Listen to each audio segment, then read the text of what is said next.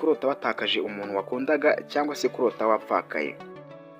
Igisobanuro cya mbere, ubwoba bwo gutakaza umuntu w'umutima wawe. Iyo ukunda umuntu cyane, umutima wawe ushobora kujya ukwereka ibigeragezo binyuze muri izi nzozi cyangwa se binyuze mu nzozi. Icya mbere, ushobora kuba waratandukanye n'umuntu wakundaga bikagukomeretsa cyane ku mutima wawe. Kabiri, cyangwa se ukaba ushobora kuba uri mu rukundo rutuzuye cyangwa rudahagije. Ikindi kandi, ukaba ushobora kuba uri guhangana n'ubwigunge cyangwa se wumva udafite umuntu w'umutima hafi yawe. Ibyo byose bikabasha kuba byagenda bituma urota izo nzozi kenshi cyane gashoboka, ugasanga uri kugenda uzirota umusubirizo. Ikindi kandi ari nacyo cya nyuma, ushobora kuba warigeze gupfusha umuntu wakundaga ku rwego rukomeye cyane.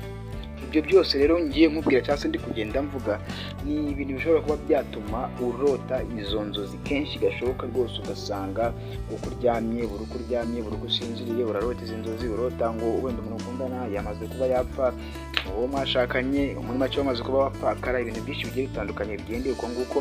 Tujye kuganira kuri izi nzozi, kurota watakaje umuntu wakundaga cyangwa se kurota wapfakaye. Tugiye kurebera hamwe icyo bishatse kuba byavuga. Ese wigeze kurota wapfushije uwo ukunda? None se wigeze kubona uwo mwashakanye ubona yapfuye ugasigara uri wenyine mu nzozi? Yewe wabyuka ukababara, ugahangayika, ukabura icyo ukora, muri make ukabura amahwemo, ukumva neza neza ubuze ikintu ukora. None se izi nzozi zifite aho zihuriye n'ubuzima busanzwe? Ahubwo se ni mbi cyangwa ni nziza? Ibi byose ndetse n'ibindi wibajije kuri izi nzozi, niyo mpamvu ndi hano kugira ngo ngende ngusobanurira akantu ku kandi ubashe kuba wagenda uzisobanukirwa neza cyane. Ariko icyo usabwa ni kimwe, akanda subscribe, share ndetse na comment kugira ngo tubashe kuba twagenda twumva buri kimwe kuri izi nzozi.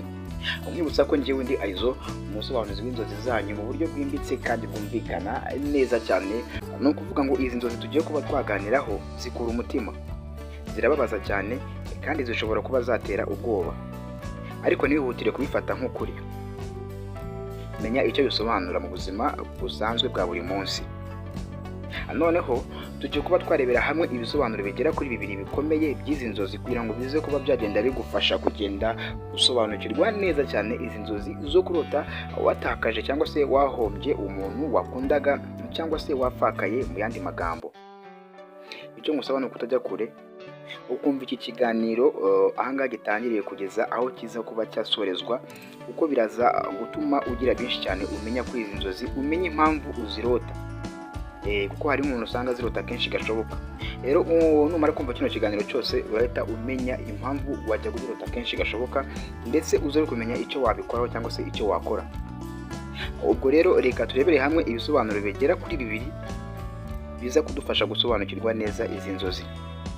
Igisobanuro cya mbere, ubwoba bwo gutakaza umuntu w'umutima wawe. Iyo ukunda umuntu cyane, umutima wawe ushobora kujya ukwereka ibigeragezo binyuze muri izi nzozi cyangwa se binyuze mu nzozi. Kandi biba ari uburyo bwo kukwereka ko uri guha uwo muntu agaciro kadasanzwe, ndetse akaba ari hahandi ukomeza kugenda wibaza ibibazo bigiye bitandukanye, harimo nk'iki ngiki: ese kuko ndamutse mubuze byagenda bite? Ese buriya arankunda nk'uko ngiye mukunda?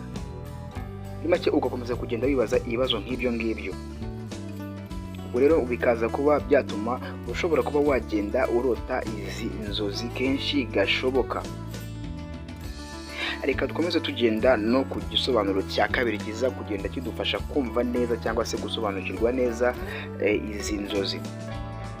Ukumva uri wenyine cyangwa se utakibona urukundo nka mbere. Kumva uri wenyine cyangwa se utakibona urukundo nka mbere. Iyo umuntu ari mu mwijima w'urukundo, nko kwangwa cyangwa se kudahabwa umwanya cyangwa kumva ibintu bitameze neza cyane, ashobora kuba yarota yapfushije uwo muntu akunda. Muri make we akimagina uwo muntu yabashije kuba yamusiga cyangwa se yamaze kumusiga yitabye Imana. Mu yandi magambo, urumva rwose ko ari ibintu biba biteye agahinda, ndetse biteye n'agahinda gakabije. Niko ngiye numva nagenda mbivuga. nongera kukwibutsa yuko njye kabisa ndi Aizo wanyu, umusobanuzi w'inzozi zanyu mu buryo bwimbitse kandi bwumvikana neza cyane. Tugeze kuri uyu munota rero kabisa, niba utari wakanda subscribe uri umwe mu bantu bari guhomba byinshi bigiye bitandukanye, inama nahita nkohereza no kuba wakanda subscribe hakiri kare kugira ngo ikiganiro ujye ubasha kuba wakibona mu ba mbere kitari cyaba umuranzi. Birafasha cyane. Ubwo twari tugeze ku gice cya kabiri, reka nacyo tubashe kuba twagenda tucyumva neza kugira ngo turusheho kuba twasobanukirwa. Hano ku gice cya kabiri haravuga ngo ushobora kurota izi nzozi bitewe n'ibihe. Ushobora kuba warota izi nzozi bitewe n'ibihe uri kunyuramo cyangwa se ibihe waciyemo. Noneho reka tubirebere hamwe tubashe kugenda dusobanukirwa. Icya mbere, ushobora kuba waratandukanye n'umuntu wakundaga bikagukomeretsa cyane ku mutima wawe. Kabiri, cyangwa se ukaba ushobora kuba uri mu rukundo rutuzuye cyangwa rudahagije. Ikindi kandi ukaba ushobora kuba uri guhangana n'ubwigunge cyangwa se wumva udafite umuntu w'umutima hafi yawe. Ibyo byose bikabasha kuba byagenda bituma urota izo nzozi kenshi cyane gashoboka, ugasanga uri kugenda uzirota umusubirizo. Ikindi kandi ari nacyo cya nyuma, ushobora kuba warigeze gupfusha umuntu wakundaga ku rwego rukomeye cyane. Ibyo byose rero ngiye nkubwira cyangwa se ndi kugenda mvuga ni ibintu bishobora kuba byatuma urota izo nzozi kenshi gashoboka rwose, ugasanga uko uryamye buri uko usinziriye urarota izi nzozi, urota ngo wenda umuntu ukundana yamaze kuba yapfa, uwo mwashakanye muri make wamaze kuba wapfakara, ibintu byinshi bigiye bitandukanye. Aha ngaha tuba dufite umwanya duherezamo inama abantu benshi bagenda badukurikira. Ubwo rero nimba bijya bikubaho kenshi, komeza mu kino kiganiro kugira ngo bize kugera muri ka kanya k'inama uri kugenda ubyumva neza cyane. Inyemerera twinjire ku gice cya gatatu. Ese izi nzozi zitangaje zirimo irihe somo cyangwa se zirakwibutsa iki?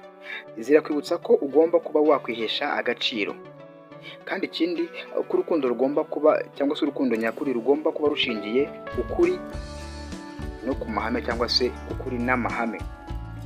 Ikindi cya kabiri, kandi izi nzozi zishishikariza umuntu kongera gutekereza niba ari mu rukundo rwuzuye cyangwa se ari mu rukundo rumuhata cyangwa se rumuhatira kugira byinshi agenda akora kugira ngo abashe kuba yanezerwa.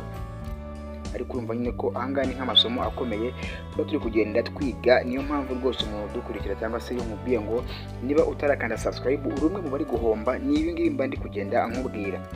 Ikindi, niba uri mu gice cyangwa se mu gihe cy'akababaro, izi nzozi zigusaba gufata umwanya wo kwiyakira no guha umutima wawe amahoro. Muri make ukabasha kubaho utuje, kuko urumva utawaye amahoro ntahandi wakumva ngo byarangiye ugiye no kuba wakwiyahura byamaze kuba byakurenga. Rero icyo ugomba kuba wakora muri izi nzozi cyangwa se iyo urose izi nzozi kenshi cyane, gerageza rwose uhereze umutima wawe amahoro, ayo umutima ndetse n'amahoro y'inyuma yose ukomeze ugende uyigwizaho. Twihuse cyane, reka tujye ku gice cya kane turebe icyo wakora nyuma yo kurota izi nzozi. Ese koko mu by'ukuri nyuma yo kuba warota izi nzozi ni iki ugomba kwihutira gukora? Reka turebe icya mbere. Ntukihutire guhubuka ngo uvuge yuko ari indagu. Ntabwo bivuga yuko uwo ukunda agiye kuba yapfa. No. Afata umwanya utekereze ku rukundo rwawe. Ese ni urukundo ruzima cyangwa ruragushengura cyane? Ganira n'umuntu ukunda cyangwa se n'umuntu mukundana. Niba ari ibintu bitagenda neza, mubashe kuba mwagenda mubikosora. Ikindi kandi gikomeye cyane, senga kandi usaba Imana amahoro yo mu mutima, kuko rimwe na rimwe izi nzozi ziba ari inyungu cyangwa se ziba ari nziza ku gusubira cyangwa se zo gusubira ku murongo muzima. Mbibutsa ko ndi kugenda ngana ku musozo. Urukundo ni ishingiro ry'umutima, ariko iyo rudakwiye ruvamo ibikomere bikomeye cyane byangiriza umutima. Rero izi nzozi ni umwanya Imana cyangwa se ubwonko bwawe buba bukoresha cyangwa se bukoresha bukwereka yuko hari icyo ugomba kuba wahindura. Ntugatinye inzozi. Izo ndi hano ngo ngufashe kuba wagenda usobanukirwa buri kimwe ku bijyanye n'inzozi ugenda urota, kugira ngo urusheho kuba wagenda usobanukirwa n'imibereho yawe. Ese wigeze kurota wabuze uwo ukunda cyangwa se wapfakaye? Wumvise umeze ute nyuma y'izi nzozi? dusangize ubwo bunararibonye hano muri comment cyangwa se mu gice cya comment. Nanjye ndi Aizo. Inanga dusoreje, reka duhure utaha. Ndabakunda cyane.